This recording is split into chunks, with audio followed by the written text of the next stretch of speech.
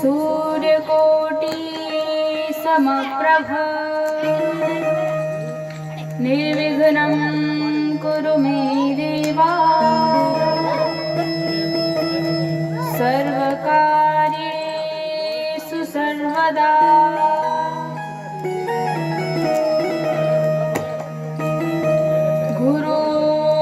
गुरुर्ब्रह्मा गुरुर्विष्णु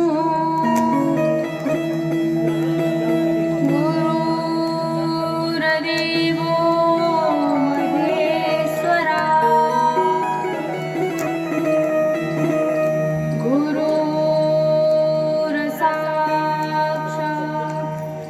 परब्रह्मा तस्मै श्री गुरुवे नमः।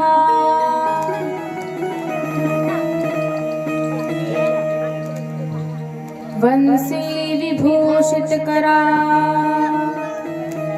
नवनीरदाभा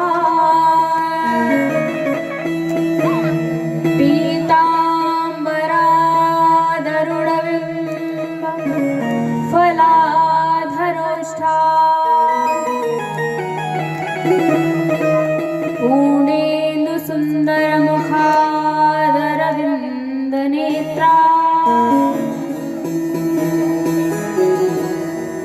कृष्णाय परं किमपि तत्त्वमहं न जाने। नारायणं नमस्कृत्यं नरं चैव नरोत्तमं देवीं सरस्वतीं व्यासं ततो जयमुदीरये। जय जय श्री राधा रमण जय जय नवल किशोर जय गोपी चित चोर प्रभु जय जय माखन चोर।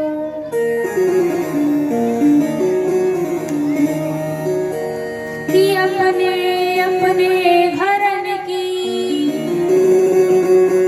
सब काहू को पी तुम्हें पीर सब घरन की धन्य धन्य रघुवीर। बोलिए शिवा के बिहारी लाल की जय श्री राधा रानी की जय श्रीमद् भागवत महापुराण की जय श्री व्यास जी महाराज की जय श्री सुखदेव भगवान की जय जय जय श्री राधे। आइए सभी मिलकर के संकीर्तन उसके बाद कथा प्रारंभ। श्री राधे राधे गोविंद गोविंद राधे।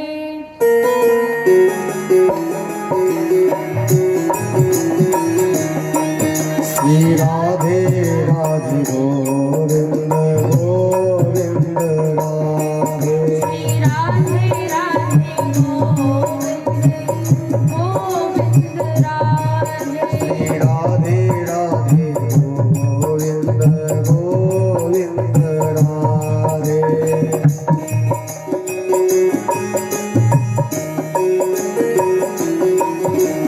गोविंद राधे गोपाल राधे।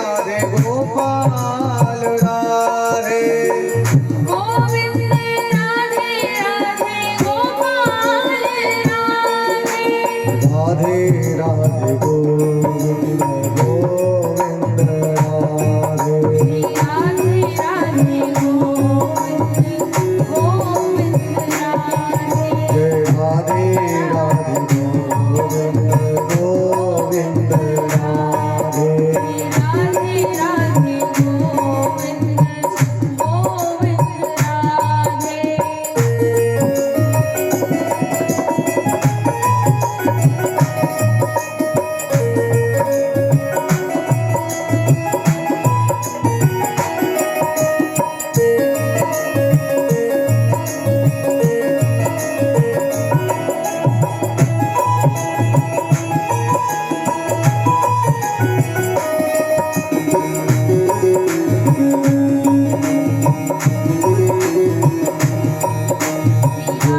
गोविंद राधे गोपाल राधे गोविंद राधे गोपाल राधे गोविंद राधे गोपाल राधे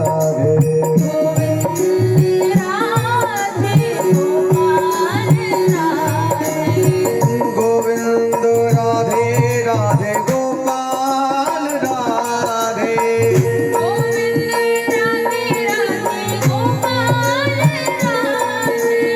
गोविंद राधे राधे गोपाल राधे गोविंद राधे राधे गोपाल राधे गोविंद राधे राधे गोपाल राधे गोविंद राधे राधे गोपाल राधे ओ गोविंद राधे राधे गोपाल राधे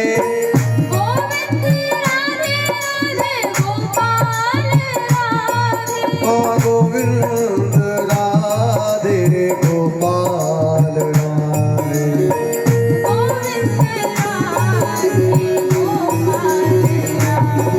जय राधे राधे गोविंद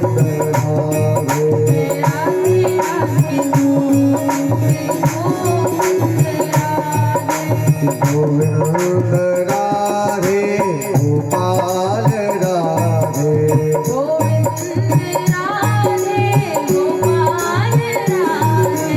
गोविंद राधे गोपाल राधे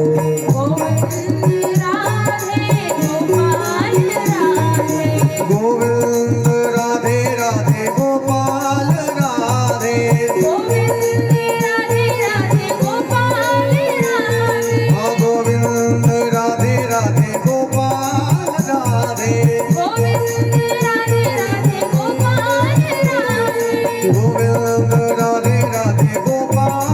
राधे गोविंद राधे राधे गोपाल राधे हाँ गोविंद राधे राधे गोपाल राधे ओ गोविंद राधे राधे गोपाल राधे हे गोविंद राधे राधे गोपाल राधे ओ गोविंद राधे राधे गोपाल राधे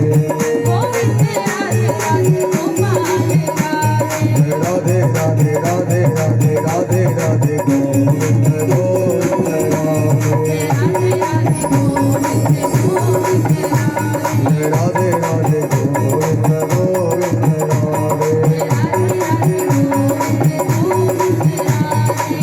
राधे गोविंद राधे गोपाल राधे गोविंद राधे गोपाल राधे गोविंद राधे राधे गोपाल राधे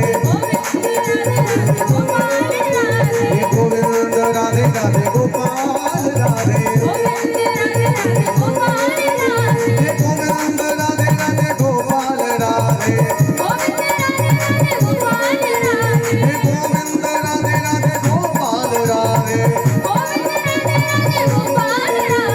गोविंद राधे राधे गोपाल राधे गोविंद राधे राधे गोपाल राधे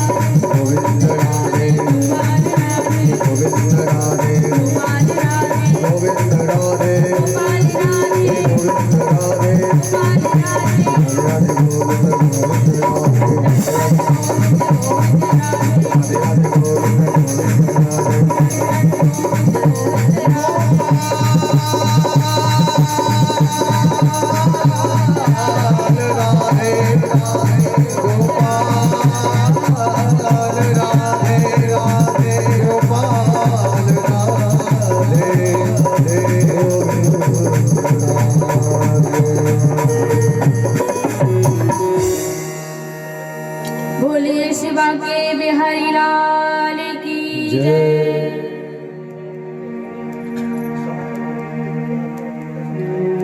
अकारण करुणा वरुणालय भक्तवांछा कल्पतरु अनंत कोटि ब्रह्मांड नायक मर्यादा पुरुषोत्तम श्री लीला पुरुषोत्तम भगवान श्री राम एवं श्री कृष्णचंद्र जी महाराज श्री राम कथा एवं श्री कृष्ण कथा के परम रसिक श्री हनुमान जी महाराज एवं कलि पावन अवतार गोस्वामी श्री तुलसीदास जी महाराज परमहंस शिरोमणि श्री सुखदेव भगवान लोकपाल द्विकपाल क्षेत्रपाल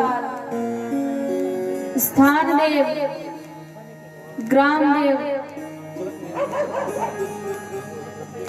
विप्र समाज संत समाज श्रोता समाज छोटे छोटे बाल गोपाल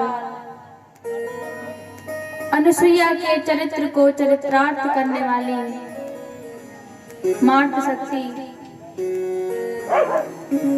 सभी को इस व्यास मंच से सत सत नमन।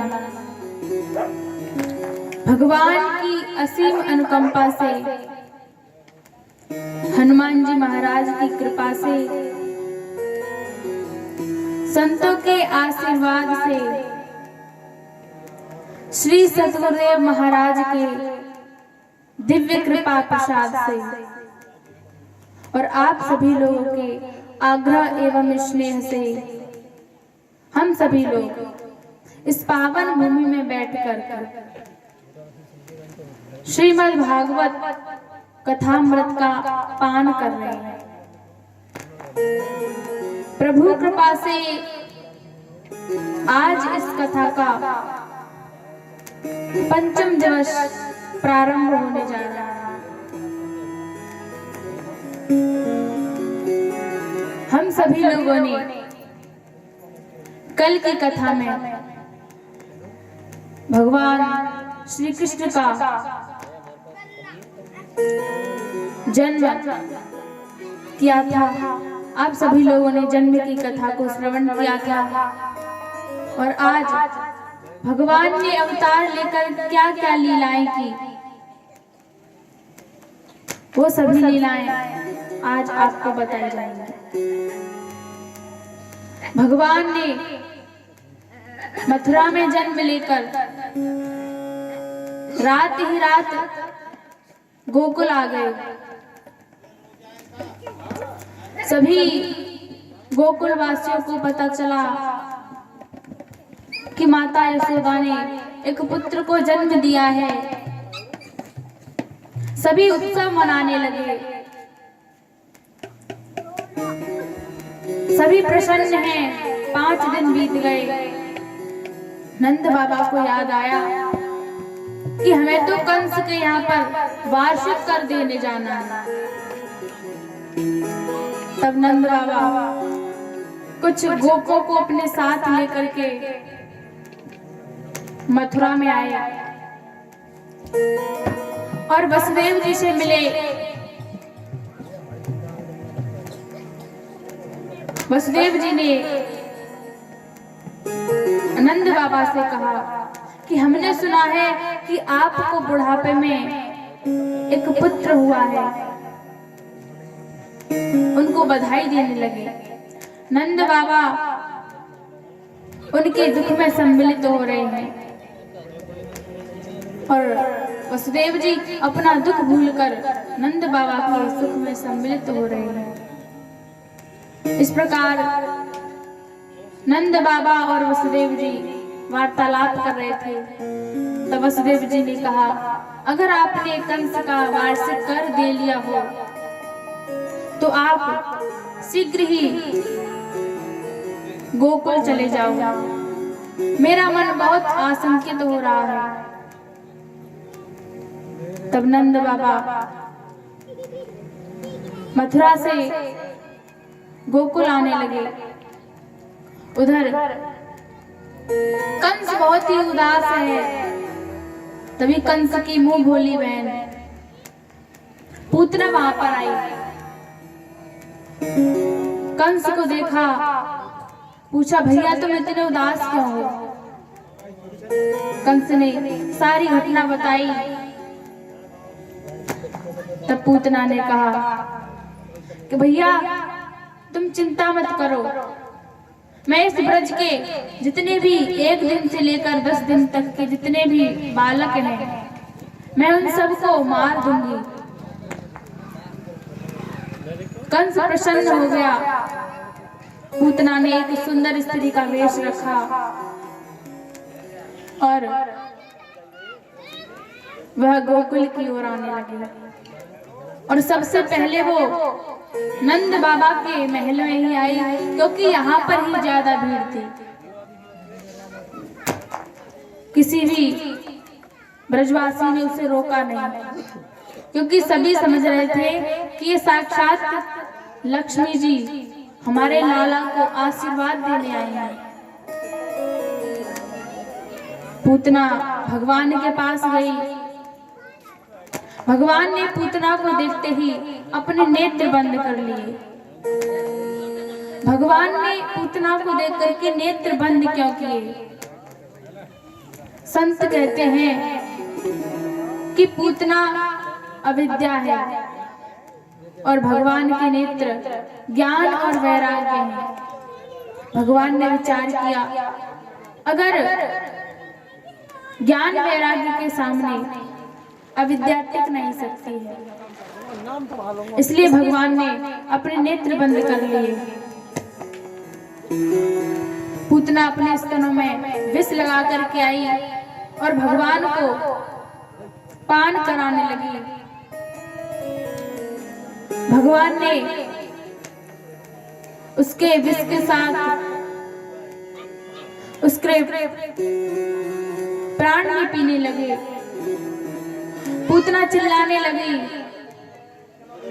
भागती भागती एक कंस का 1 कोस का बगीचा था, वहीं पर पहुंची और भगवान से कहने लगी, अरे मुझे छोड़, अरे मुझे छोड़। भगवान ने कहा, मैं जिसे पकड़ता हूँ उसे छोड़ता नहीं हूँ, अगर छोड़ता भी हूँ तो पूरे संसार से बंधन छुड़ा देता हूँ। इस प्रकार भगवान ने पूतना के प्राणों को खींच लिया और पूतना उसी बगीचे में गिर गई। सभी ब्रजवासी देखने लगे। लाला तो महल में है ही नहीं। सभी भगवान को खोजते हुए उसी बगीचे में पहुंचे। पूतना को देखा, बहुत विशाल पूतना है। जैसे तैसे भगवान को उसके ऊपर से उतारा और अपने ब्रज में आकर के भगवान के नामों का झाड़ा लगाने लगे। भगवान को यंत्र मंत्र से सुरक्षित रखने लगे। उधर से नंद बाबा आए। नंद बाबा ने पूतना को देखा, उसके शरीर के 108 टुकड़े करवाए और 108 चिताएं लगवा दी। अन्य सभी लोगों के शरीर से दुर्गंध आती है, लेकिन पूतना के शरीर से सुगंध आ रही थी, क्योंकि उसका स्पर्श भगवान ने किया था। पूतना मर गई, नंद बाबा अपने महल में आए। अब भगवान 3 महीने के हो गए। धीरे धीरे भगवान ने करवट बदला। मैया ने देखा, मैया प्रसन्न हो गई और उत्सव मनाने लगी। भगवान को पालने पर लिटा दिया और वह पालना झकड़े से बांध दिया। आइए हम सभी लोग पहले एक भजन गाते हैं और उसके बाद आगे की कथा को श्रवण करते हैं।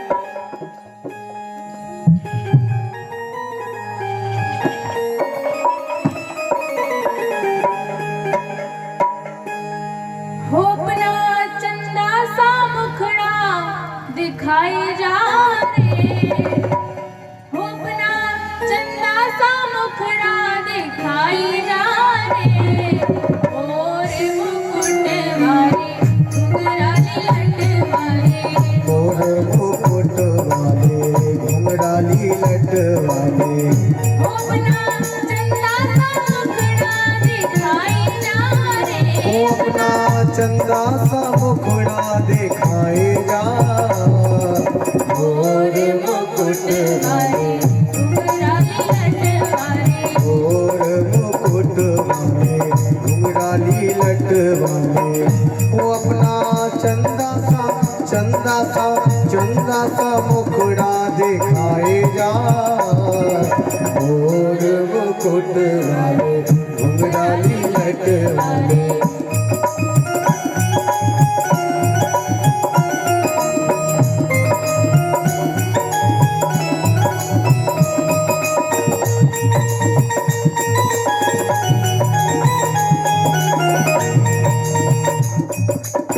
और मुकुट वाले घुंघराली लट वाले, ये अपना चंदा सा मुखड़ा दिखाए जा, और मुकुट वाले घुंघराली लट वाले, वो अपना चंदा सा मुखड़ा दिखाए जा, और मुकुट वाले।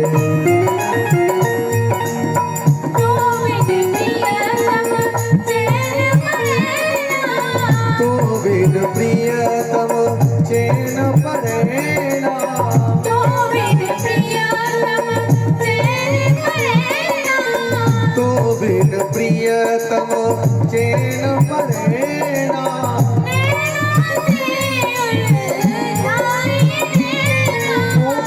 नैनों से उलझाए नैना,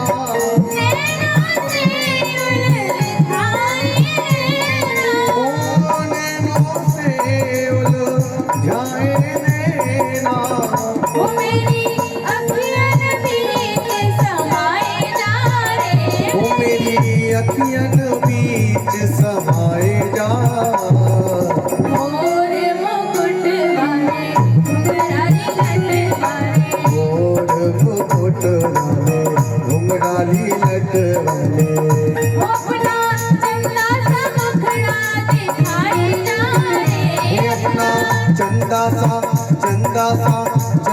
सा मुखड़ा दिखाए जा, और मुकुट वाले घुंघराली लट वाले, और मुकुट वाले घुंघराली लट वाले।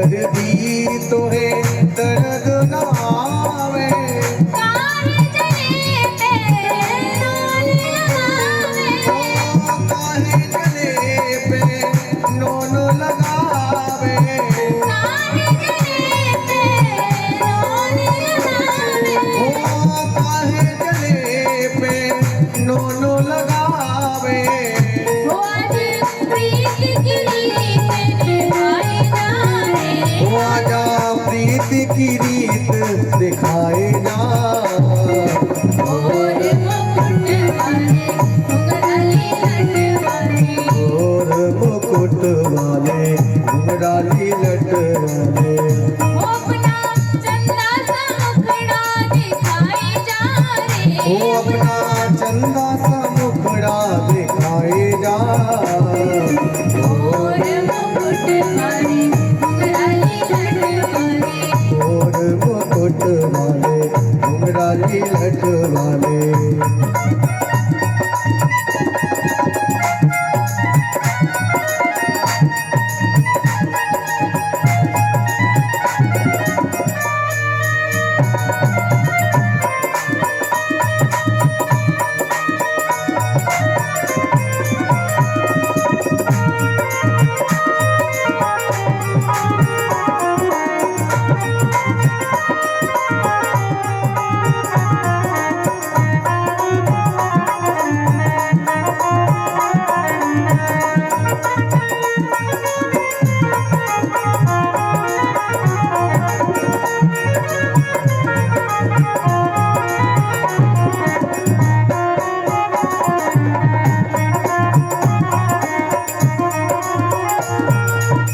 बांसुरिया धरन धर मुस्कावे, ओ बांसुरिया धरन धर मुस्कावे, बांसुरिया धरन धर मुस्कावे, ओ बांसुरिया धरन धर मुस्कावे, घायल करे क्यों नैन चुरावे, ओ घायल करे क्यों नैन चुरावे, घायल करे क्यों नैन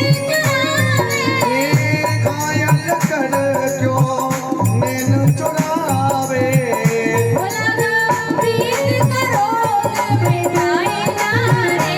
लगा प्रीति का रोग मिटाए जा। और मुकुट वाले घुंघराली लट वाले, और मुकुट वाले घुंघराली लट वाले, वो अपना चंदा सा मुखड़ा दिखाए जा रे। वे अपना चंदा सा मुखड़ा दिखाए जा। मुकुट वाले घुंघराली लट वाले, और मुकुट वाले घुंघराली लट वाले,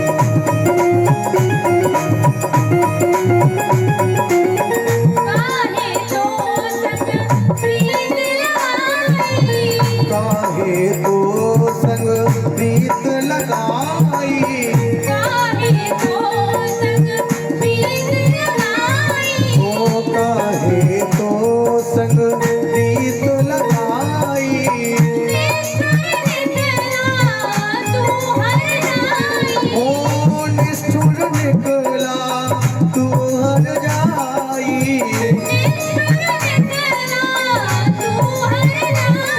ओ निष्ठुर निकला तू हर जाई, ओ आजा श्याम पिया जाए जाए, रे आजा श्याम पिया अब आए जा।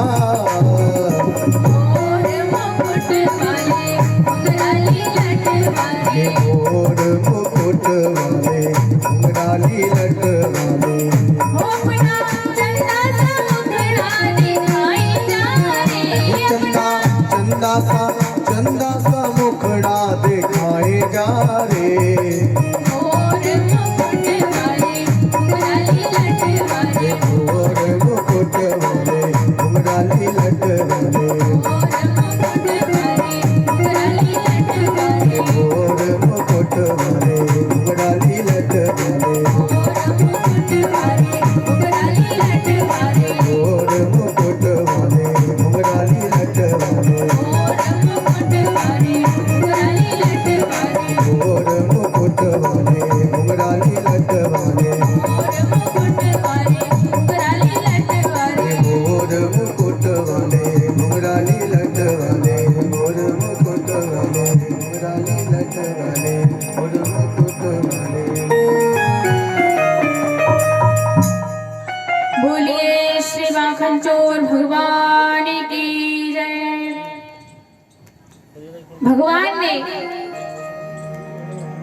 करवट बदला, मैया उत्सव मनाने लगी। मैया ने भगवान को पालने में लिटा दिया झकड़े से।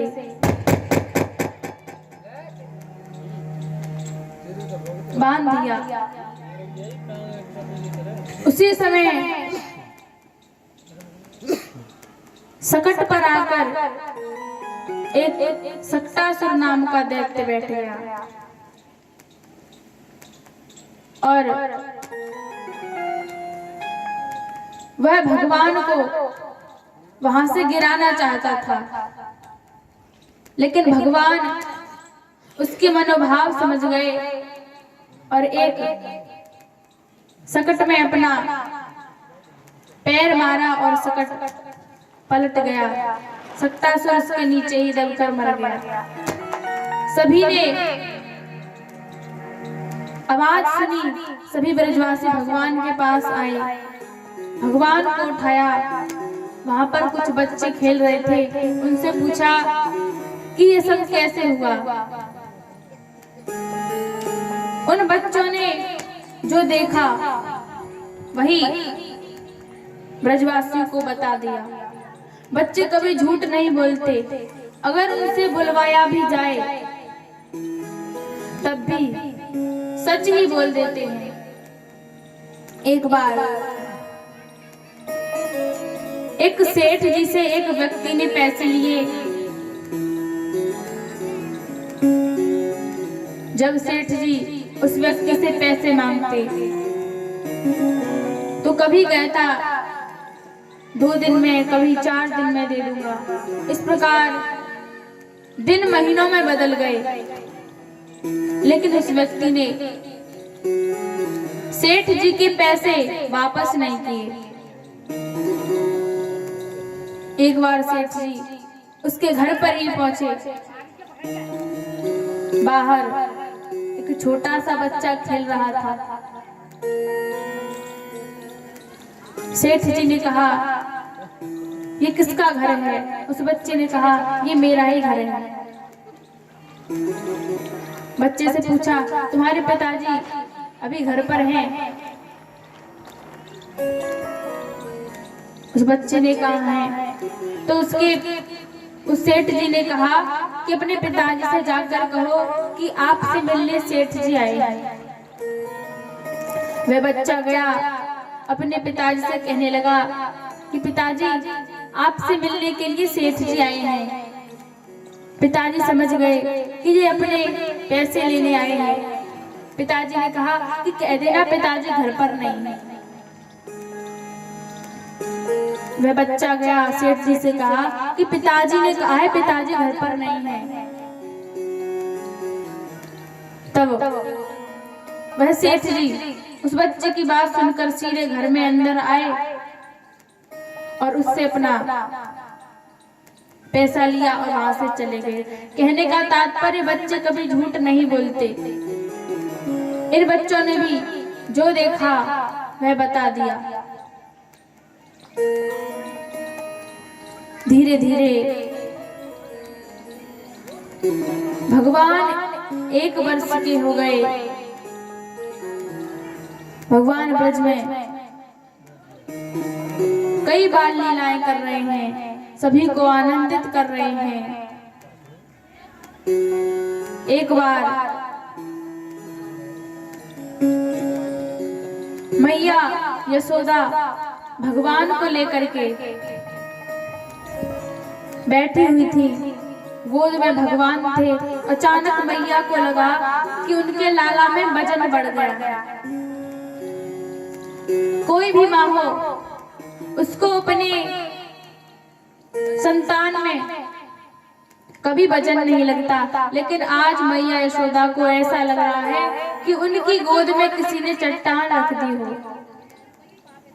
तभी वह भगवान को नीचे उतार करके अपने गृह कार्यों में लग गई। तभी वहां पर एक तड़ावर्त नाम का दैत्य बवंडर के रूप में आया और भगवान को लेकर के आकाश में उड़ने लगा। भगवान ने देखते ही देखते उसकी गर्दन पकड़ ली। अब वह तृणावर्त कहने लगा कि मुझे छोड़ो, मुझे पीड़ा हो रही है। भगवान ने उसे ऊपर से ही एक चट्टान पर छोड़ दिया, जिससे तृणावर्त मर गया। भगवान ने तृणावर्त का वध किया।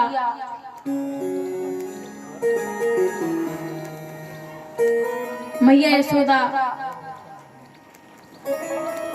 भगवान को खोज रही हैं। भगवान नहीं मिले, थोड़ी बाहर निकल के गई, भगवान को देखा, उठा करके ले आई। एक बार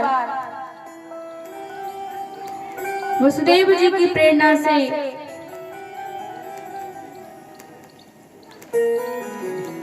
गर्गाचार्य जी गोकुल में आए और गोकुल में आकर नंद बाबा से मिले। नंद बाबा ने वसुदेव जी को, नंद बाबा ने गर्गाचार्य जी को प्रणाम किया और आने का कारण पूछा। तब गर्गाचार्य जी ने कहा कि वसुदेव जी ने हमको अपने पुत्र का नामकरण करने के लिए भेजा है।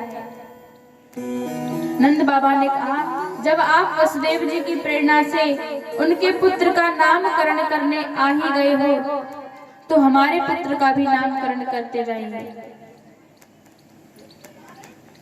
तब गर्गाचार्य जी ने कहा, ठीक है, अपने पुत्रों को लेकर आओ। नंद बाबा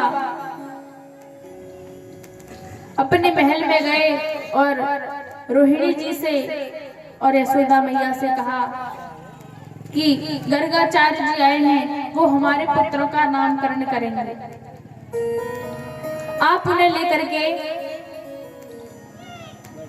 गौशाला में आ जाओ, वहीं पर हमारे पुत्रों का नामकरण होगा। मैया यशोदा और रोहिणी जी अपने पुत्रों को लेकर के गौशाला में आई और रोहिणी जी के पुत्र का नामकरण होने लगा। गर्गाचार्य जी ने कहा कि ये बालक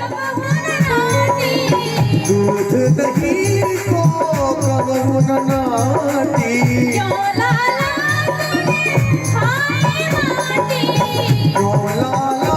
तेने खाई रे माटी,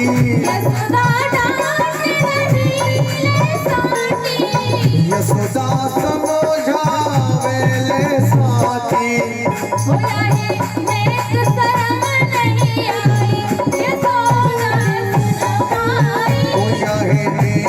शर्म नहीं आई, यशोदा सुन माई,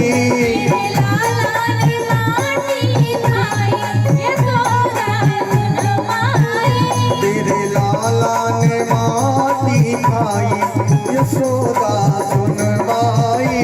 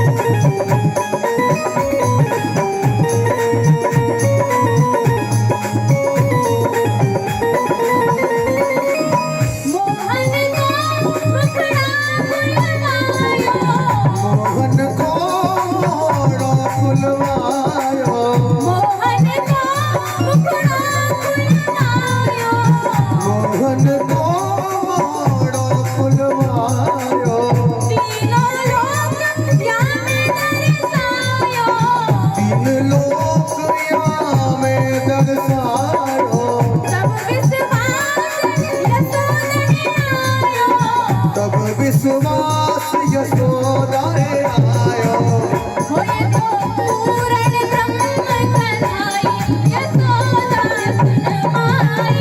ये तो पूर्ण ब्रह्म कन्हाई यशोदा सुन माई। लाला ने ब्रज रच खाई यशोदा सुन माई। तेरे लाला ने ब्रज रज खाई यशोदा सुन माई। लाला ने ब्रज रच खाई यशोदा सुन माई। तेरे लाला ने ब्रज रज खाई यशोदा सुन माई। तेरे लाला ने ब्रज रच खाई यशोदा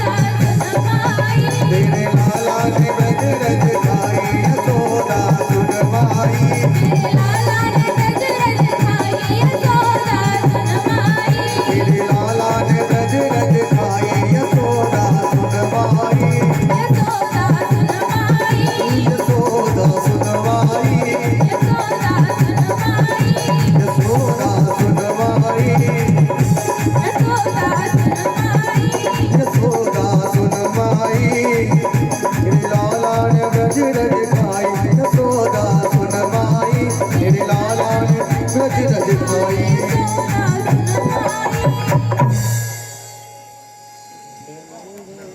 ग्वाल मैया के पास में आया है और कह रहा है मैया कन्हैया ने माटी खाई है। मैया दौड़ करके आई, पूछा कन्हैया तूने माटी खाई? भगवान ने कहा नहीं मैया मैंने माटी नहीं खाई। मैया ने कहा तेरे सखा तो कह रहे हैं तूने माटी खाई। भगवान ने कहा मैया ये सब झूठ बोल रहे हैं, मैंने माटी नहीं खाई। अगर तू ना माने तो श्री दामा से पूछ ले। भगवान ने पूछा कन्हैया ने मिट्टी खाई?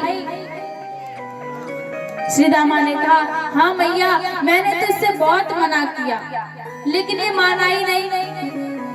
मैया ने कहा कन्हैया श्री दामा तो आपके विपक्ष में बोल रहे हैं कि आपने मिट्टी खाई, इन्होंने मना किया फिर भी खाई।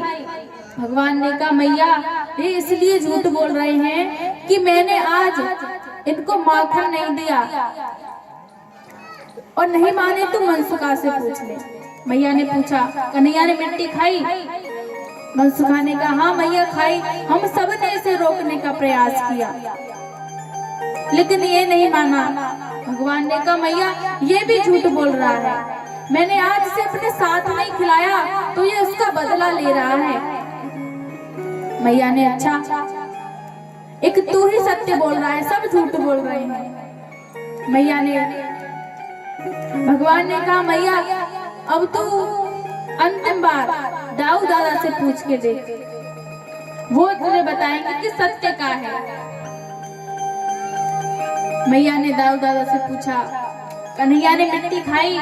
दाऊ दादा ने कहा मैया आप तो जानती हो ये कितना ढीठ है, इससे जिस कार्य की मना करो उस कार्य को ये करता है। मैंने भी इससे बहुत मना किया लेकिन ये माने तो, इसलिए मेरी मानी नहीं और मिट्टी खा ली। मैया ने कहा देख तेरे सब सखा तो कह ही रही हैं लेकिन बलराम तेरे विपक्ष में बोल रहा है, इसका कारण है कि तूने मिट्टी खाई है। भगवान ने कहा देख मैया ये सब तो झूठ बोल रहे हैं, अगर तू ना माने तो मेरा मुख देख ले। मैया ने कहा मुख देख के क्या करूंगी, मिट्टी तो तूने खा ली होगी, अब क्या मुख में थोड़ी है। भगवान ने कहा मैया देखो जैसे हम जामुन खाते हैं तो जामुन का रंग हमारी जीभ पर लग जाता है, अब मैंने मिट्टी खाई होगी तो मिट्टी भी मेरी जीभ पर होगी। मैया ने कहा ये तो सही कह रहा है, तू बस अब तू देख ले। भगवान ने मुंह फाड़ा, मैया ने जैसे ही देखा मैया को पूरा ब्रह्मांड भगवान के मुख में दिखाई दे गया। मैया ने देखा आंखें फटी की फटी रह गई और मैया बेहोश हो गई। जैसे ही मैया बेहोश हुई भगवान अपने बाल रूप में आ गए। मैया ने नेत्र खोले, देखा जो देखा था वो कुछ है ही नहीं। मैया ने सोचा ये सब मेरी आंखों का भ्रम है, मैं तो सपने देख रही थी, मेरा कन्हैया तो भी छोटा सा है, बालक है। मैया भगवान को लेकर के घर में आई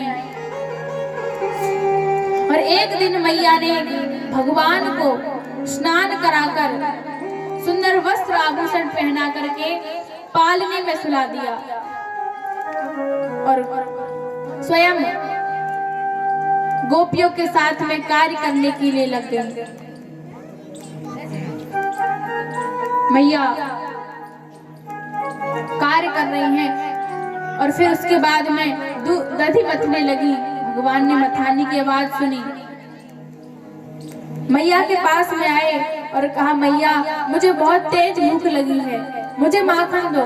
मैया ने कहा, थोड़ी देर रुक, अभी मैं इससे माखन निकालती हूँ, उसके बाद तुझे माखन दूंगी।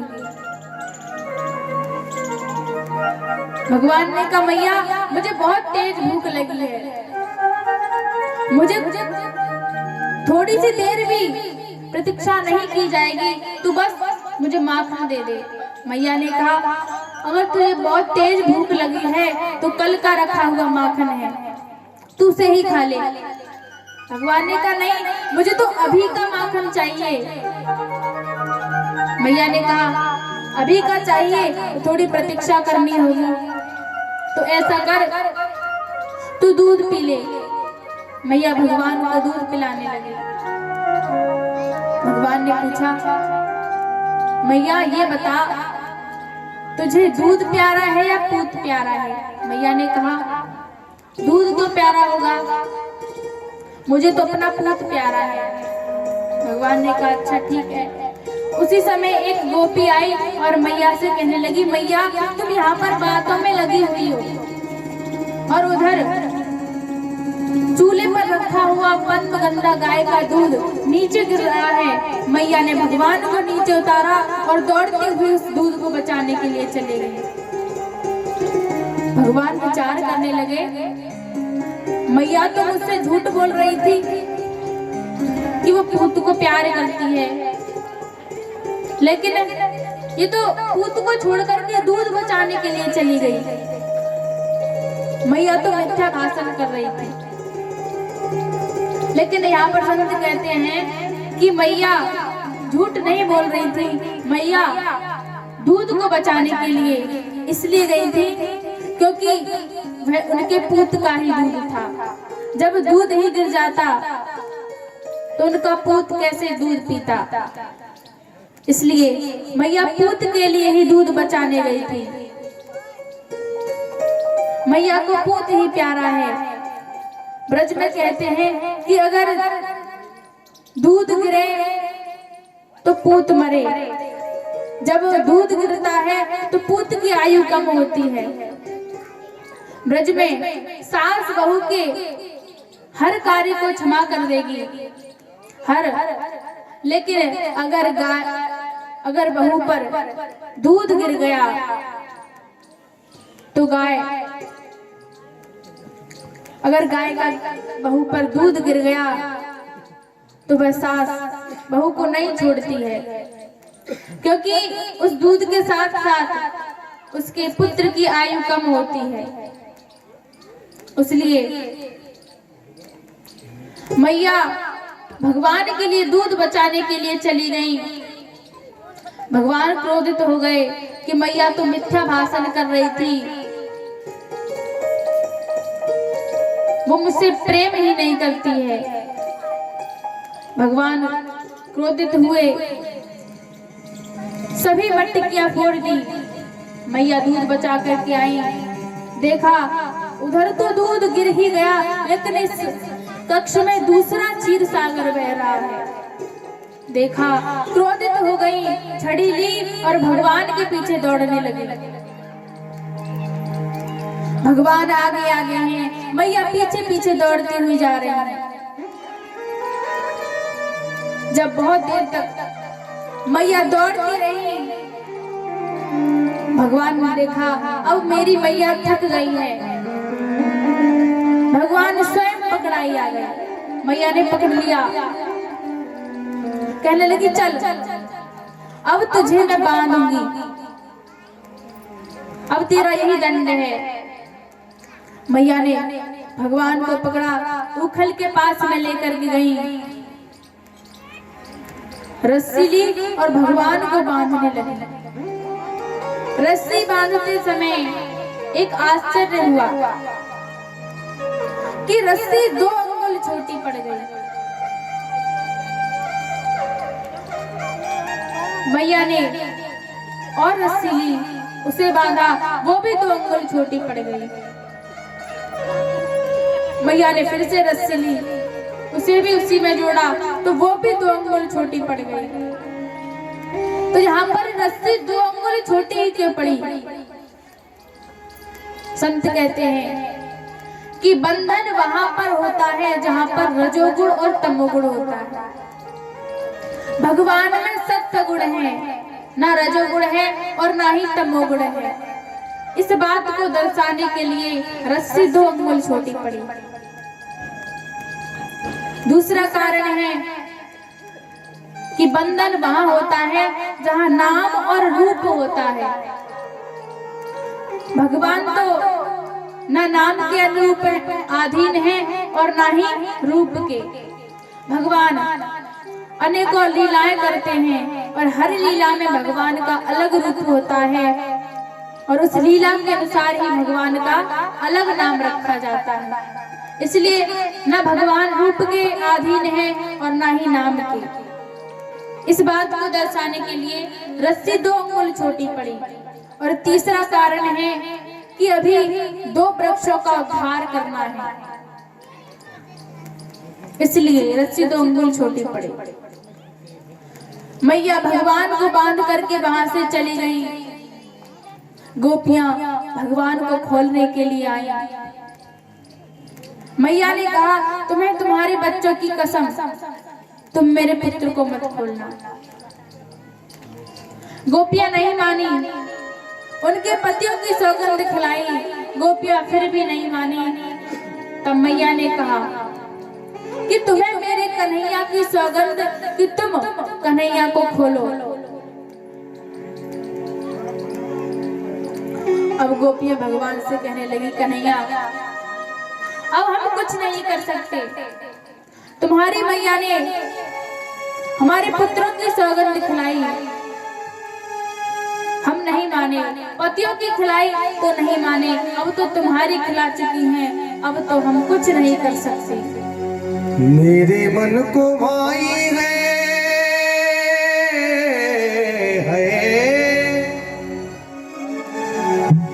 मेरे मन को भाई है तदबीर कन्हैया की। दिल के शीशे में जड़ गई तस्वीर कन्हैया की। हाय हाय दिल के शीशे में जड़ गई। मेरे मन को भाई है मेरे मन को भाई है तदबीर कन्हैया की। दिल के शीशे में जड़ गई तस्वीर कन्हैया की। हाय हाय दिल के शीशे में जड़ गई। हाय हाय दिल के शीशे में जड़ गई तस्वीर कन्हैया की।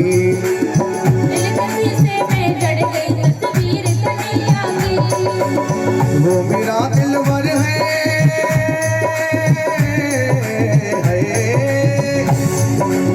वो मेरा दिलवर है, मैं जागीर कन्हैया की।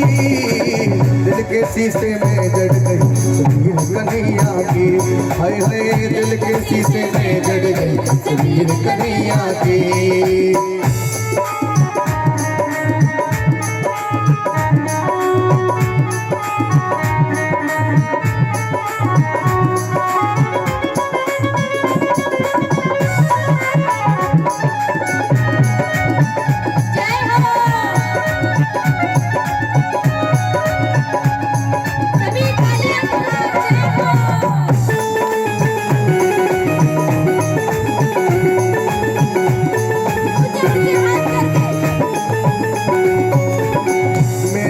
बसाया तुझको अपनी निगाहों में, आजा प्यारे आके भर ले एक बार बाहों में। ओ मैंने तो बसाया तुझको अपनी निगाहों में, आजा आजा प्यारे आके भर ले एक बार बाहों में, आजा प्यारे आके भर ले एक बार बाहों में। वो मेरा दिलबर है, वो मेरा दिलबर है, मैं जागीर कन्हैया की, दिल के शीशे में जड़ गई तस्वीर कन्हैया की। हाय हाय दिल के शीशे में जड़ गई तस्वीर कन्हैया की, हाय हाय दिल के शीशे में जड़ गई तस्वीर कन्हैया की। ओ दिल के शीशे में जड़ गई तस्वीर कन्हैया की। जय हो। सभी ताली की जगह करते हुए भाव से जय हो।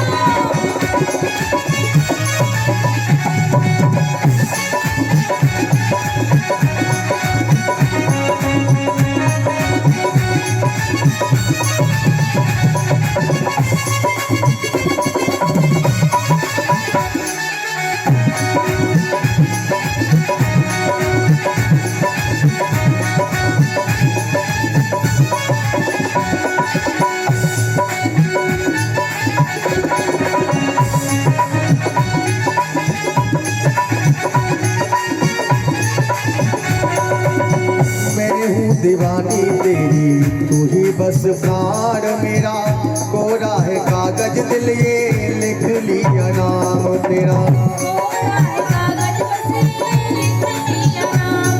ओ मैं हूँ दीवानी तेरी तू ही बस प्राण मेरा, कोरा है कागज दिल ये लिख लिया नाम तेरा।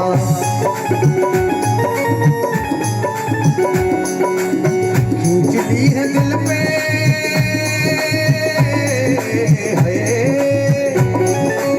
खींच ली है दिल पे ये लकीर कन्हैया की, दिल के शीशे में जड़ गई तस्वीर कन्हैया की।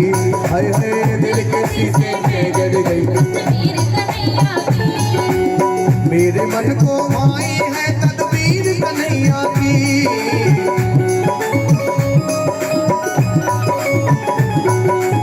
मेरे मन को आई है तदबीर कन्हैया की, दिल के शीशे में जड़ गई तस्वीर कन्हैया की। हाय हाय दिल के शीशे में जड़ गई तस्वीर कन्हैया की।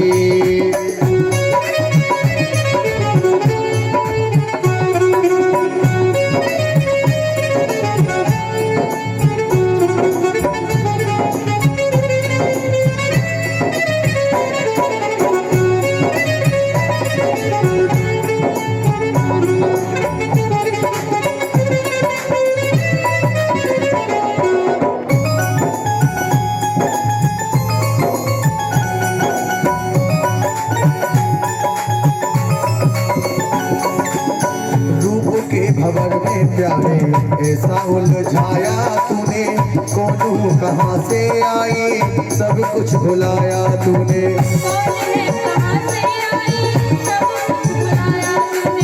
रूप के भंवर में प्यारे ऐसा उलझाया तूने, कौन कहाँ से आई सब कुछ भुलाया तूने।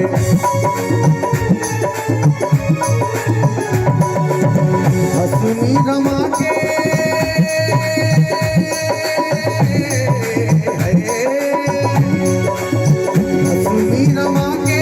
फकीर कन्हैया की, दिल के शीशे में जड़ गई तस्वीर कन्हैया की। हाय हाय दिल के शीशे में जड़ गई तस्वीर कन्हैया की। वो मेरा दिलबर है मैं जागीर कन्हैया की, वो मेरा दिलबर है जागीर कन्हैया की। हाय दिल के शीशे में जड़ गई तस्वीर कन्हैया की। हाय हाय दिल के शीशे में जड़ गई तस्वीर कन्हैया की।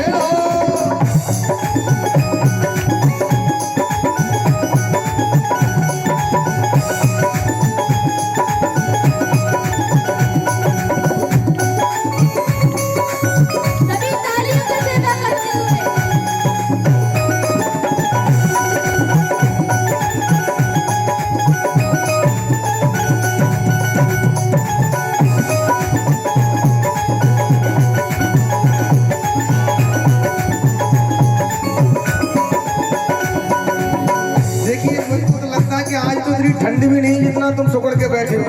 आज ठंड ज्यादा है, लग रही है वो हाथ ऊपर करो। ठंड नहीं है ना इतने, तो फिर ऐसे क्यों बैठे उसको पढ़ के?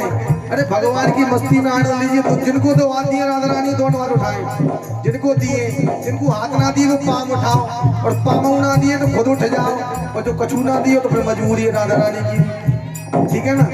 तो जिनको भगवान ने दो हाथ दिए दोनों हाथ उठाओ। देखो ताली बजाने से क्या होता है मैं आपको बताऊं। ताली बजाने से हमारे पाप निकल जाते हैं। क्या होता है? पाप निकल जाते हैं। लेकिन गड़बड़ ये हो गई कि निकल के जाएंगे तो दूसरी जगह कहाँ रहेंगे। हमने ताली बजाई हमारे से चले गए, अब रहेंगे कहाँ? बोले जो ताली नहीं बजाता है उसके यहाँ। अब देख लो तुमको पाप भुलाने या भगाने। दिल के शीशे में जड़ गई तस्वीर कन्हैया की, हाय हाय दिल के शीशे में जड़ गई। वो मेरा दिलबर है, वो मेरा दिलबर है, मैं जागीर कन्हैया की। दिल के शीशे में जड़ गई तस्वीर कन्हैया की, हाय हाय दिल के शीशे में जड़ गई तस्वीर कन्हैया की।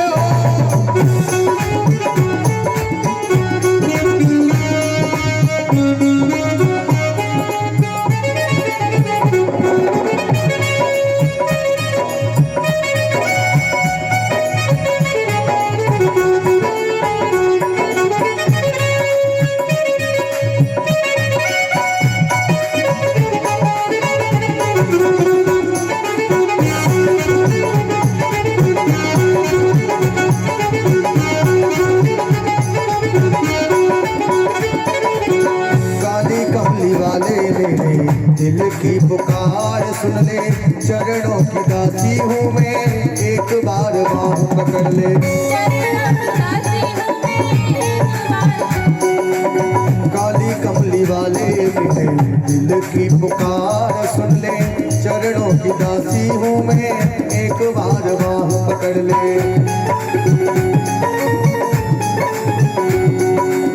सांसों की माला पे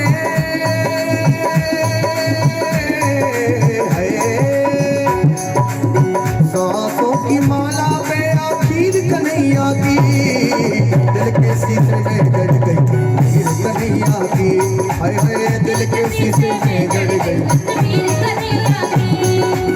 मेरे मन को भाई है तस्वीर कन्हैया की, मेरे मन को भाई है तस्वीर कन्हैया की, हाय हाय दिल के शीशे में जड़ गई तस्वीर कन्हैया की। ओ दिल के शीशे में जड़ गई तस्वीर कन्हैया की। वो मेरा दिलबर है, मैं जागीर कन्हैया की, वो मेरा दिलबर है, मैं जागीर कन्हैया की। दिल के शीशे में जड़ गई तस्वीर कन्हैया की, दिल के शीशे में जड़ गई तस्वीर कन्हैया की, दिल के शीशे में जड़ गई तस्वीर कन्हैया की, ओए ओए दिल के शीशे में जड़ गई तस्वीर कन्हैया की, दिल के शीशे में जड़ गई तस्वीर कन्हैया की, दिल के शीशे में जड़ गई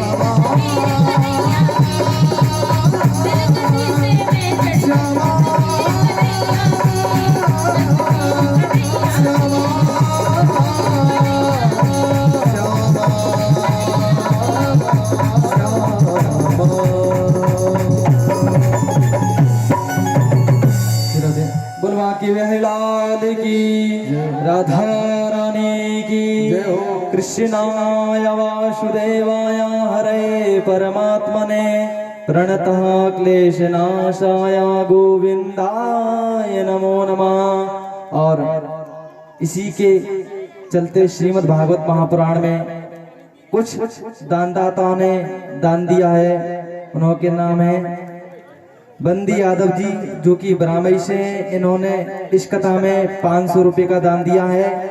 चौधरी प्रधान जी जो कि नगला बिजन से हैं, इन्होंने इस कथा में 501 रुपये का दान दिया है। अवनीश जी जो कि बरामई से हैं, इन्होंने भगवान की कथा में 101 रुपये का दान दिया है। डॉक्टर सुनील जी बरामई से हैं, इन्होंने भगवान की कथा में 201 रुपये का दान दिया है। भूरे दूधिया जी जो कि ब्राह्मणी से हैं, इन्होंने भगवान की कथा में 101 रुपए का दान दिया है। उमेश जी ब्राह्मणी से हैं, जिन्होंने भगवान की कथा में 1001 रुपए दान दिया है। दरोगा श्री चंद्र जी जो कि तहसील में रहते हैं, इन्होंने भगवान की कथा में 201 रुपए दान दिया है। सभी भक्तों से अनुरोध है, जो भी दान देना चाहता है, भंडारे के लिए दान देना चाहता है, अति शीघ्र करें, क्योंकि 18 तारीख तक ही लास्ट शेष इस कथा चलेगी। इसके बाद अगर आप लोग दान देते हैं तो भंडारे की व्यवस्था नहीं हो पाएगी। जो भी दान देना चाहता है, गेहूं, आटा इत्यादि किसी प्रकार का दान देना चाहता है, अति शीघ्र करें। सभी भक्तों से राधा रानी से प्रार्थना है, जिन जिन भक्तों ने इस कथा में दान दिया है उनके ऊपर सदैव अपनी कृपा वर्षाते रहें और इसी तरह दान करते रहें, धर्म अनुष्ठान में दान करते रहें, भगवान की राधा रानी की कृपा बनी रहे। जोरदार तालियों के साथ इन सभी भक्तों का स्वागत, वंदन, अभिनंदन करेंगे। बोल बांके बिहारी लाल की। और ये विशेष गुप्त दान आया है। गुप्त दान का मतलब समझते हो ना आप लोग? गुप्त दान का मतलब होता है इसमें किसी का नाम नहीं होता है। इन्होंने गुप्त दान किया है 1001 रुपए। भगवान राधा रानी से प्रार्थना है, इन भक्त के ऊपर अपनी कृपा सदैव बरसाते रहें। इन भक्त के लिए जोरदार तालियों से उनका वंदन, अभिनंदन करेंगे। जय श्री राधे। और आगे की कथा श्रवण करें आप लोग। बोलिए श्री वृंदावन बिहारी लाल की जय। मैया ने भगवान को उखल से बांध दिया। गोपियां भगवान को खोलने के लिए आई हैं। मैया ने भगवान की सौगंध खिला दी। अब गोपियां भगवान से कह रही हैं कि कन्हैया, अब हम आपको नहीं खोल सकते हैं। ऐसा कहकर गोपियां वहां से चली गई। दाऊ दादा वहां पर आए, कहा कि कन्हैया मैं मैया के पास जाता हूँ और तुम्हें खोलने को कहता हूँ। दाऊ दादा गए। श्री राधे। और इसी के चलते हमारे पूज्य महात्मा जी हरि सिंह जी, इन्होंने भगवान की कथा में 501 रुपए का दान दिया और सभी संगीत वालों को 11 रुपए से विदाई की है। जोरदार ताली से इनका वंदन, अभिनंदन करेंगे। इन्होंने इस भंडारे में दान दिया है। देखिए, जैसे उनने सुना कि भंडारे की लास्ट समय यानी अंतिम की ओर जा रहा है, तुरंत उनने 500 रुपए निकाल लिए। जो भी देना चाहता है अति शीघ्र करें। बोल बांके बिहारी लाल की। सभी गोपियां वहां से चली गई। दाऊ दादा मैया से कहने लगे, मैया ने उसे भी मना कर दिया। अब भगवान उस उखल समेत अपने आंगन में पहुंचे।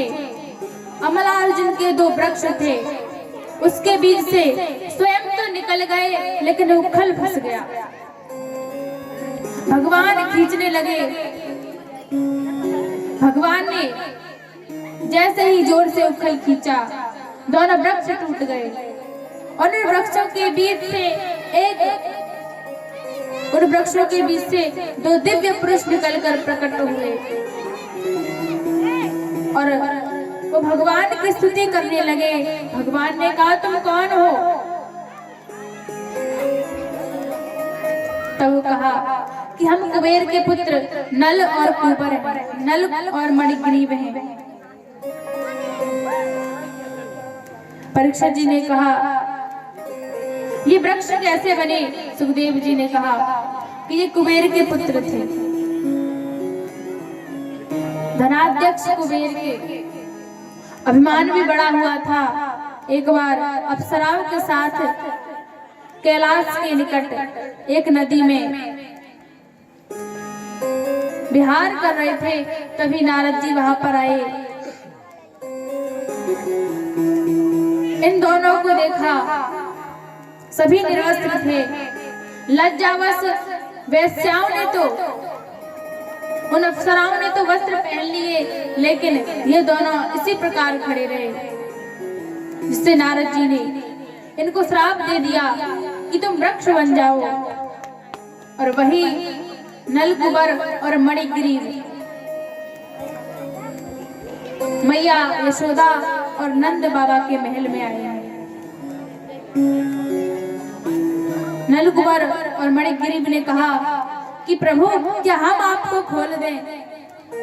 भगवान ने कहा खुद तो मुक्त हो नहीं पाए, मुझको क्या मुक्त करोगे? ऐसा कहकर भगवान ने कहा मुझे तो बस वही खोलेगा जिसने मुझे बांधा है, और कोई नहीं खोल सकता। इस प्रकार सुना, दोनों वृक्ष वहां से चले गए। भगवान जैसे उन वृक्षों की आवाज सुनी, सभी ब्रजवासी भाग करके आए। देखा नंद बाबा ने भगवान को बंधन मुक्त किया। और एक बार भगवान ने एक फल बेचने वाली पर भी कृपा की। एक फल बेचने वाली आई, ब्रज की गलियों में आवाज लगा रही है, फल ले लो, फल ले लो। भगवान ने आवाज सुनी, बाहर गए कि हे मैया मुझे भी फल चाहिए, इसमें से कुछ फल मुझे भी दे दो। उस फल बेचने वाली ने कहा कि फल ऐसे नहीं देते, उसके लिए तुम मुझे कुछ अन्न या कुछ धन दो, उसके बाद ही मैं तुम्हें फल दूंगी। भगवान ने कहा अच्छा ठीक है। भगवान अपने घर में गए और फिर घर में जाकर के कुछ अनाज लेकर के आए। भगवान छोटी छोटी भगवान की गुंजाएं हैं, उसी में भगवान अनाज को लेकर के आए। भगवान के छोटे छोटे हाथों से वह अनाज गिरता हुआ जा रहा है। और जब तक उस फल बेचने वाली के पास में आए, तब तक पूरा अनाज गिर गया। केवल हाथ में जो चिपटा हुआ रह गया था बस वही था, और वही अनाज भगवान ने उनकी टोकरी में जाकर हिला दिया कि माताजी मैं लाया तो बहुत था, लेकिन यहाँ तक आते आते सारा धरती पर गिर गया। अब इतने से जितने भी फल आए वो मुझे दे दो। उस फल बेचने वाली ने कुछ फल निकाले और भगवान को दे दिए। भगवान खुश होकर के अपने घर में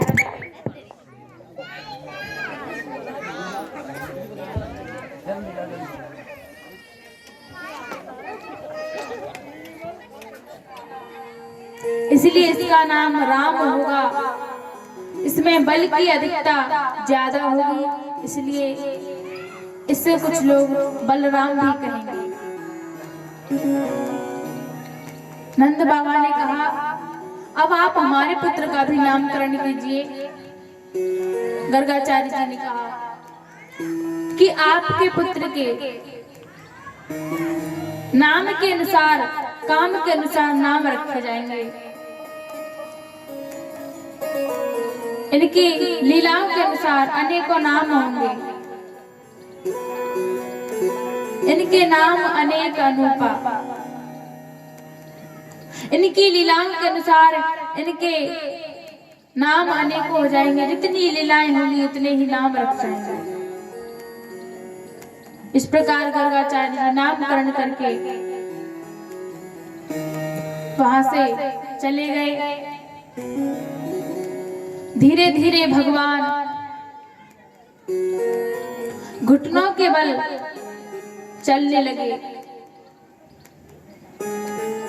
एक बार सभी ब्रजवासी सर्दियों में धूप का आनंद ले रहे थे, तभी भगवान वहां पर आए और एक बछड़े की पूंछ को पकड़ लिया।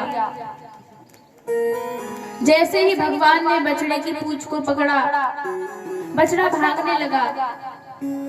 अब आगे आगे बछड़ा भाग रहा है, पीछे पीछे भगवान भाग रहे हैं, लेकिन बछड़े की पूंछ को छोड़ नहीं रहे हैं। जैसे बछड़ा भागने लगा, भगवान ने और कस के उसकी पूंछ को पकड़ लिया।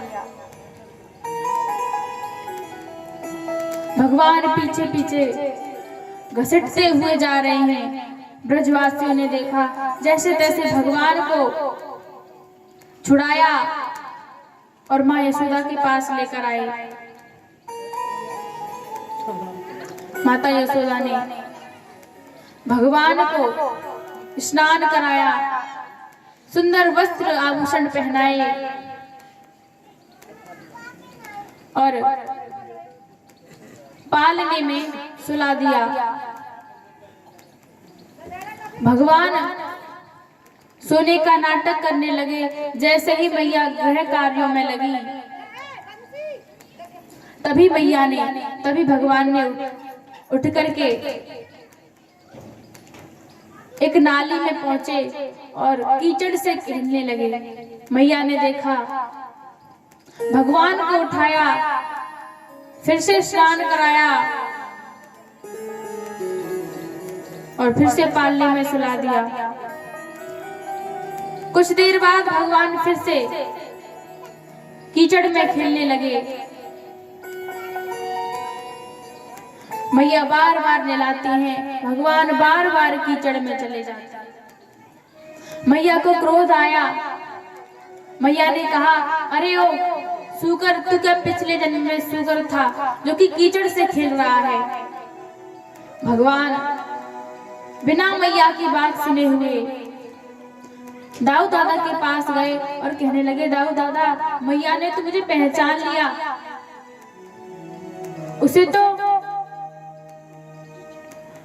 वो तो मेरे 12 अवतार की कथा बता रही है।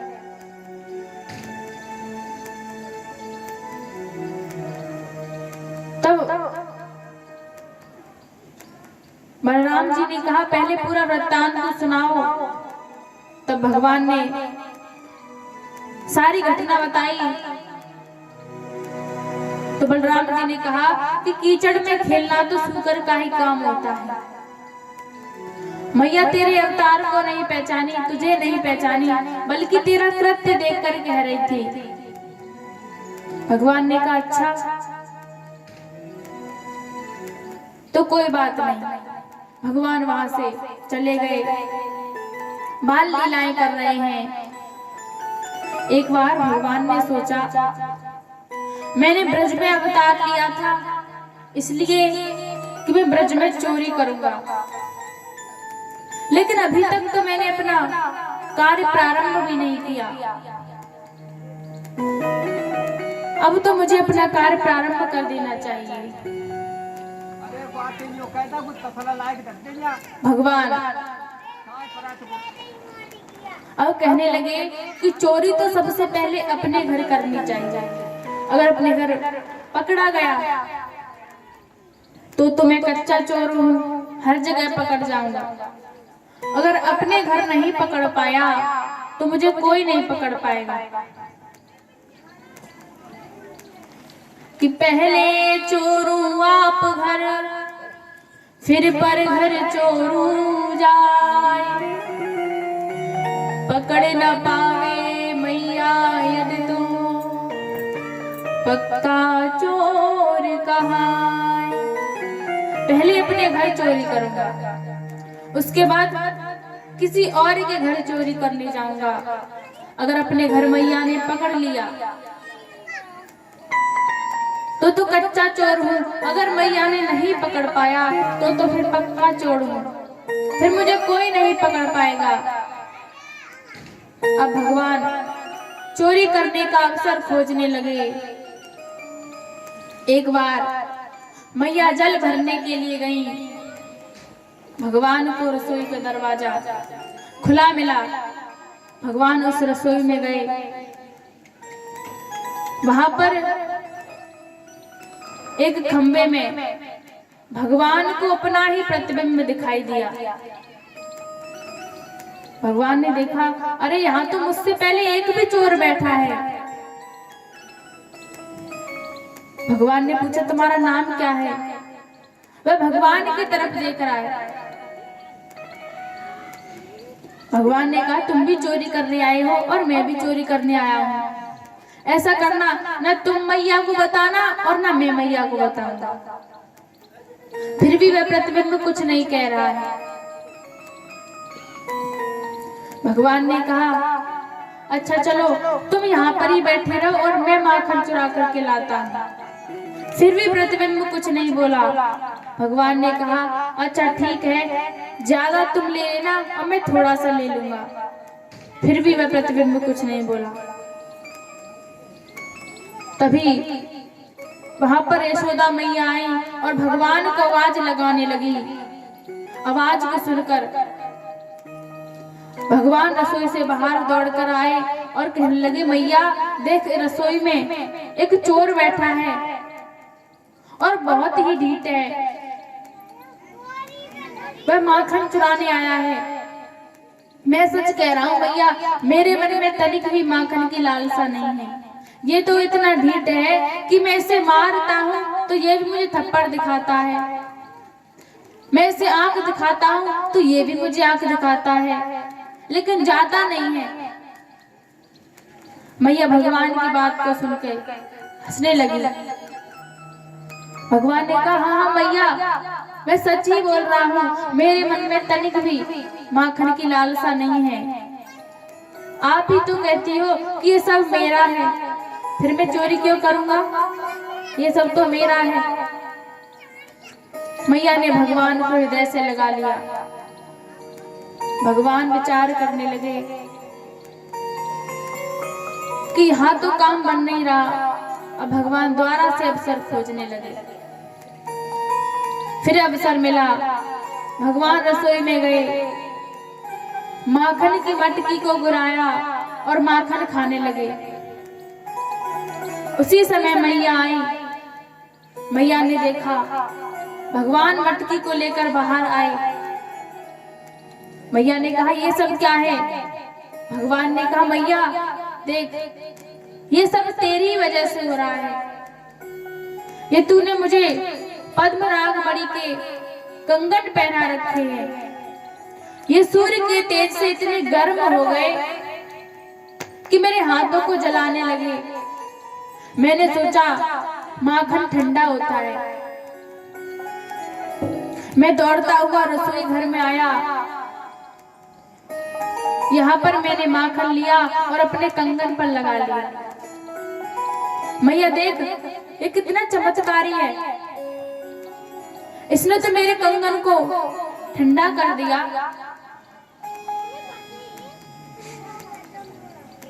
मैया ने कहा, अच्छा चल, तेरे कंगन गर्म हो गए इसलिए तूने माखन लगाया। ये बता, तेरे मुख पे माखन क्यों लग रहा है? भगवान ने कहा, मैया इस माखन को देखकर मेरे पेट में भी जलन पड़ने लगी, इसलिए मैंने थोड़ा सा माखन लिया और अपने मुख मार्ग से अपने पेट में डाल लिया, और देख मेरे पेट की जलन भी बंद हो गई। मैया हंसने लगी।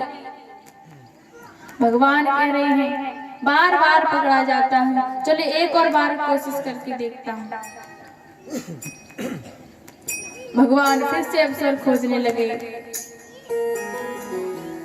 भगवान को अवसर मिला, रसोई घर में गए, फिर से माखन की मटकी को गिराया, माखन खाने लगे। मैया आई। मैया ने भगवान को देखा, अरे आज क्या हो रहा है? भगवान ने कहा, मैया देख, तू हर बार गलती कर देती है। आज तू रसोई घर का दरवाजा खुला छोड़ गई तो मैंने देखा कि ये चींटियां कहां से आ रही हैं। रसोई घर में चींटियां आ गई। मैं उन चींटियों की लाइन के माध्यम से रसोई में गया।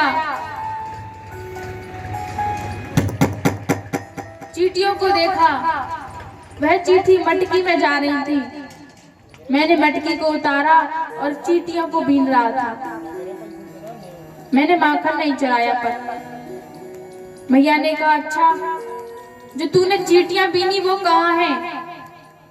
भगवान ने कहा, मैया तू तो बूढ़ी हो चुकी है, अब तुझे वो छोटी छोटी चींटियां कैसे दिखेंगी? और वैसे भी अब वो तो चली गई, अब वो तुझे नहीं दिखेगी। मैया ने कहा, अच्छा तो तेरे मुख पे माखन क्यों लगाए? भगवान ने कहा, जब मैं चींटियों को बीन रहा था तभी एक चींटी मेरे गाल पर आकर बैठ गई और मुझे काट लिया। मुझे खुजली मची, तब मैंने खुजा लिया और वही माखन मेरे गालों पे लग गया, पर मैंने माखन नहीं चुराया। मैया ने कहा, चलो ठीक है। मैया वहां से चली गई। भगवान विचार करने लगे कि अब घर बिल्कुल काम नहीं बन रहा है, हर बार पकड़ा जाता हूं, अब तो बाहर ही जाना पड़ेगा। भगवान अपने ग्वाल वालों के पास गए और एक मंडली बना ली और कहा कि अब हम माखन चुराने जाया करेंगे। उस मंडली के संस्थापक, संरक्षक और संचालक खुद ही बन गए। अब भगवान ब्रज में सभी के घर जा जा करके माखन चुरा रहे हैं। गोपियां भगवान को लेकर के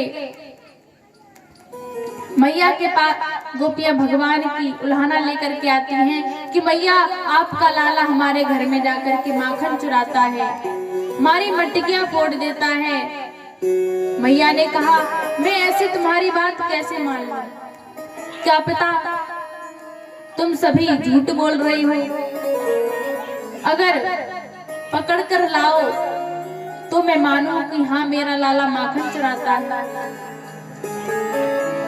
इस प्रकार मैया ने गोपियों से कह करके गोपियों को वहां से भगा दिया।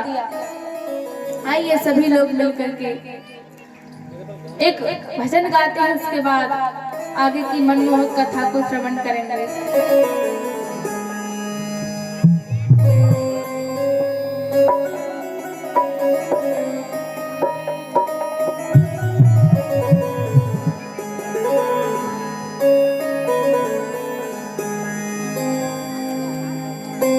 कि मेरो कान्हा गुलाब को फूल, किशोरी मेरी कुसुम कली।